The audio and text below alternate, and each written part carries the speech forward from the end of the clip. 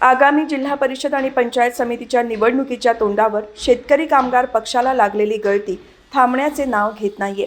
पनवेल तालुक्यातील मोहोचा पाडा येथील माजी सरपंच रघुनाथ भोईर यांनी आपल्या समर्थकांसह शेका पक्षाला रामराम ठोकून भारतीय जनता पक्षात जाहीर प्रवेश केला आहे। भारतीय जनता पार्टीच्या माध्यमातून सुरू असलेला विकास आणि आमदार प्रशांत ठाकूर यांच्या सक्षम नेतृत्वावर विश्वास ठेवून अनेक पक्षाचे पदाधिकारी भाजपमध्ये सामील होत आहेत। त्यानुसार माजी सरपंच रघुनाथ भोईर यांच्यासह संतोष भोईर, रोहित भोईर, किसन भोईर, प्रसाद म्हात्रे, प्रल्हाद शिंदे, सखाराम शिंदे आणि सूर्यकांत बडेकर यांनी भाजपचे विकासाचे कमळ हाती घेतले आहे।